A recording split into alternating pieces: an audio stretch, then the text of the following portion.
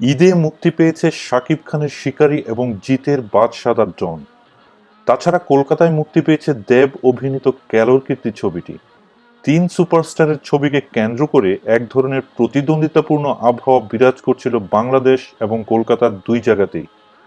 কিন্তু মুক্তির পর হিসেব নিকেশ সব পাল্টে গেছে।